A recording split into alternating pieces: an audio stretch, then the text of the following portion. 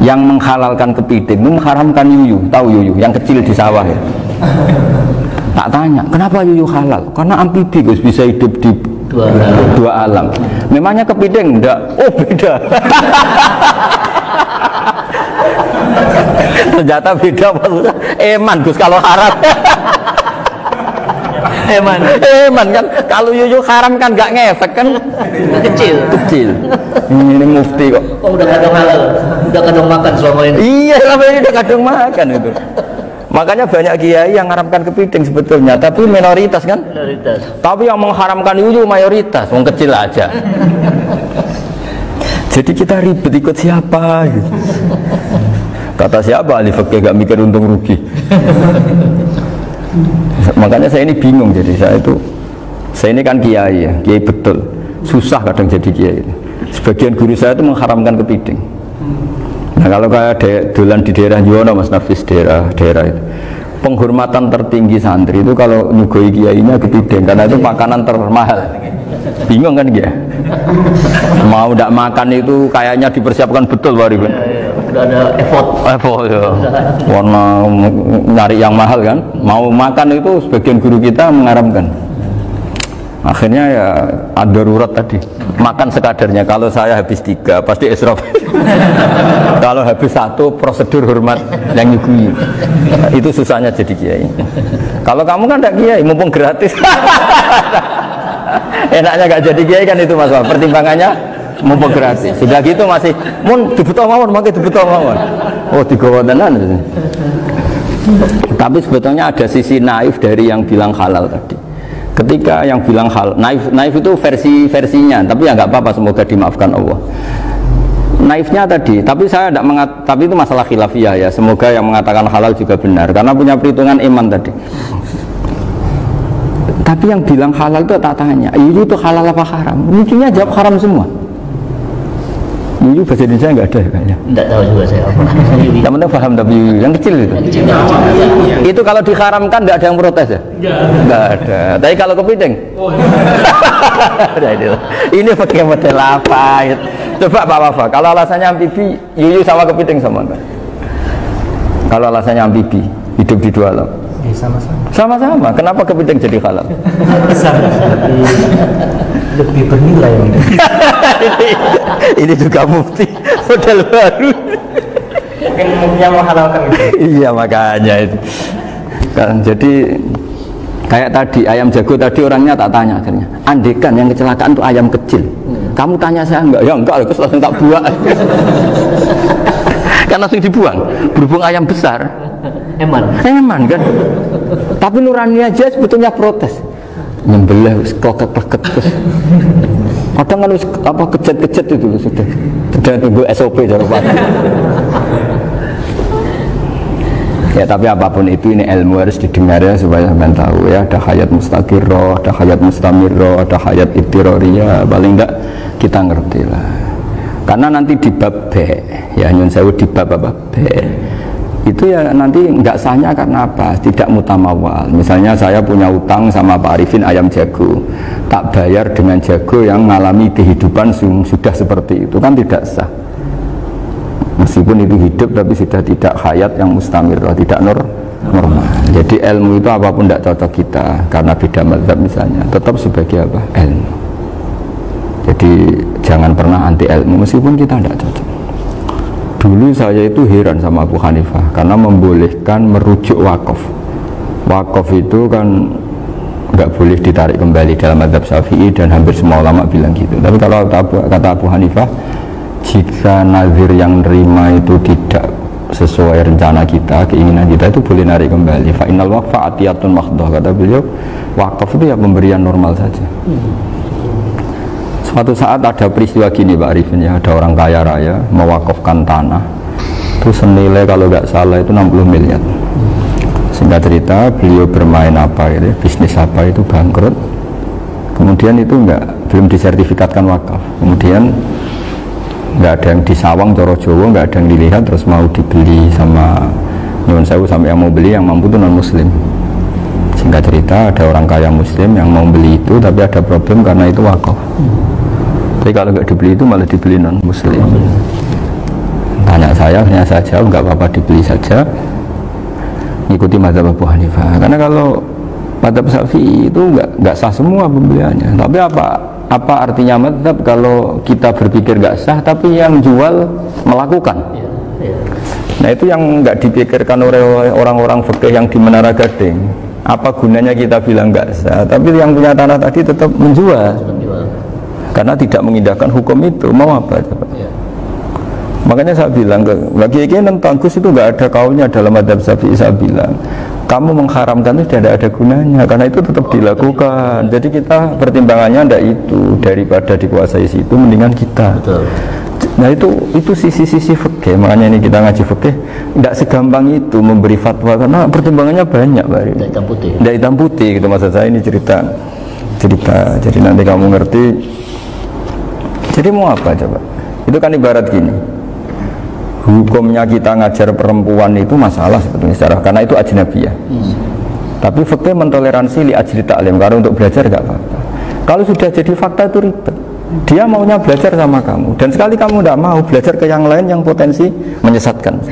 Jadi fikihnya bukan masalah nazar lagi, sudah penyelamatan.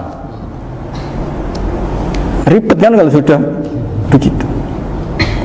Saya punya kenangan yang menurut saya itu harus jadi trauma. Siapapun harus jadi trauma. Ini cerita sedikit. Ini masih ngaji fikih, pertimbangan. Ada orang itu sangat khusyuk, Pak. Sangat khusyuknya di rumahnya Pak Wafa itu nggak ada TV, nggak ada motor, nggak ada apa saja. Ketika anaknya berkembang agak dewasa, itu pertama naik motor itu ya utang jasa sama kawan-kawannya. Pertama dia ngelihat nikmati TV ya dari kawan-kawannya. Corong Jawa, mbek tanggane lah. Padahal orang tuanya ini protektif justru karena banyak tangganya sing nggak pati Islami lah. Ya mereka orang Islam tapi ya nggak sholat, nggak apa. Singkat cerita orang tuanya ini datang ke rumah saya nangis, Mari. Nangis Gus, sekarang saya ikrar bahwa mazhab Abah jenengan Ki Nur Salim, bapak saya itu, mazhab jenengan itu lebih hebat imam mazhab kulo. Nangis dia. Dulu saya itu agak menyalahkan Ki Nur Salim jenengan karena longgar di rumah ada TV, ada motor. Terus dia cerita. Nah karena anaknya ini pertama bisa naik motor, untuk anak ABG ini kan jasa yang luar biasa. Karena dia butuh sekali bisa naik motor, dipinjemin. Akhirnya walhasil anaknya ini yang saya merantau ke Jakarta kemana, akhirnya lam yusolli wa lam yasum. Padahal anaknya ya kiai kampung. Terus tak ceritain. Terus akhirnya dia tanya, kenapa sih Gus jenengan sama Abah kok longgar gitu sama anak? Terus tak ceritani gini Pak Arifin, menurut ilmu al-insan abdul ihsan, manusia itu budaknya kebaikan. Karena utang jasanya sama anak ini, ya dia akan ingat anak ini. Sementara kenangannya mbak jenengan mbak amui, tidak boleh. Dia baru ngakui ya Gus saya itu nyun sewu hanya khusyuk tapi kurang ilmu. Tadi dia hanya berdasar khusyuk. Bocah kok main delok TV, kan pikirannya hanya gitu.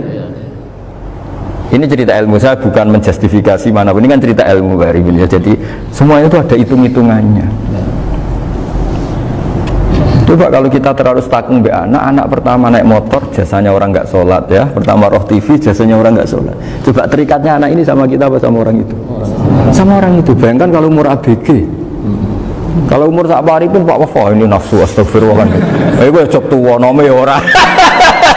Gaya tok, bareng tua udah khusus gue gaya tok. Aslinya nome bodoh. Ya saya sama semua.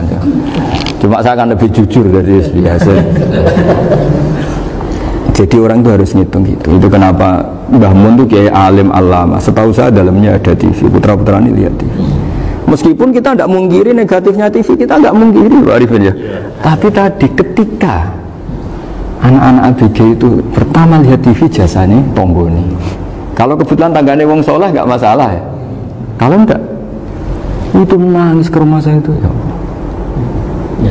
Nyesel dia. Tidak bisa bilang gini, ini jenengan tiang soleh, mesti anak jenengan suatu saat kembali. Coba pola jenengan harus rubah. Ini hebatnya Nabi. Ketika Sayyidah Aisyah masih kecil, minta diperlihatkan Li'bul Habasyah. Itu ya diturutin kan masyhur itu. Kayak apa Nabi? Karena kalau nggak diturutin, pasti Sayyidah Aisyah akan ngidolakan mainan yang lain yang di luaran sana malah. Itu karena Nabi punya kearifan tadi. Jadi ini kan ilmu, lagi-lagi ilmu. Jadi yang semua itu harus dibaca dengan ilmu. Makanya kata Nabi, ad-dunya mal'unatun mal'unun fiha illa dzikrawah wa ma'alalahu aw aliman aw muta'alliman. Karena dunia ini hanya bisa dibaca dengan ilmu. Yang diridai Allah maksudnya hanya bisa saya itu banyak kenal menteri, kenal pejabat, tapi saya tidak pernah melihat itu sebagai pejabat. Melihatnya itu orang yang ingin belajar agama. Karena sekali salah melihat, yang hidup itu tamaknya Pak Arif. Yang hidup kan tamaknya. Saya kenal orang kaya kok melihat kayanya, yang hidup itu tamaknya, ingin dapat ini. Tapi kalau melihat itu sebagai hamba Allah yang ingin belajar, insya Allah kita selamat dari tamak. Meskipun kita ya manusia tidak sempurna. Setidaknya ketika dia lomo atau tidak lomo, nyalami template apa tidak ngefek, karena kita melihat ini mau belajar. Tapi kalau kamu didorong tamak, katanya orang kaya ternyata nggak tahu haknya kiai, ribet kan? Ribet. Ya kalau kamu punya santri cantik ya lihat itu sebagai santri kamu. Jangan melihat ini mau nggak sama saya, kalau enggak ya wah ya ribet kalau gitu. Ini anak-anak muda harus dilatih ikhlas, bahaya ini santri-santri sampean kalau nggak dilatih ikhlas ini bahaya. Karena ini belum punya penggemar pejabat, paling ya anak-anak yang ya tadi ABG. Jadi lah Sarah kembali lagi Sarah itu membicarakan itu detail. Jadi ya makanya kenapa orang mati yang lahir langsung meninggal itu nggak wajib disolati. Alasannya fikih ya lucu. Karena dikatakan sholat mayit, di mana-mana mayit itu sabakohu hayatun. Di mana-mana namanya mati itu terdahului oleh hidup. Nah ini nggak pernah hidup langsung mati. Jadi begitu ya kadang lucu. Ya gitu aja alasannya. Kamu nyolati apa? Mayit. Kenapa kok mayit? Ya mayit itu namanya mayit. Orang mati. Orang mati. Orang mati artinya pernah hidup. Hidup. Nah itu Sarah. Jadi ketika matan hanya cerita wasiktu alladzi lam yastahila, nggak pernah nangis, lam yusalla alaih. Sarah bilang mergo ora tahu urip. Kalau nggak pernah hidup berarti nggak bisa dikatakan mati. Kayak sampean miskin itu kan nggak bisa dikatakan bangkrut. Ya, ya miskin aja gitu loh. Kan gitu ya. Karena nggak pernah kaya. Kayak Mas Nafis nggak bisa dikatakan, oh itu Qurannya lupa gimana? Nggak pernah hafal. Jadi yang dikatakan lupa itu pernah hafal. Nggak lupa nggak apa, Gus Qurannya lupa, gaya nggak pernah hafal kok bilang apa? Lupa gitu. Nggak boleh Pak Wafa bilang saya ini bangkrut apa? Nggak pernah kaya kok bangkrut. Jadi semua itu ada aturannya itu. Nah itu Sarah, lagi-lagi Sarah. Jadi bahkan banyak yang syarhun ala syarhin. Jadi kayak kitab takrib itu disarai Fathul Qorib. Jadi Fathul Qorib itu sudah Sarah.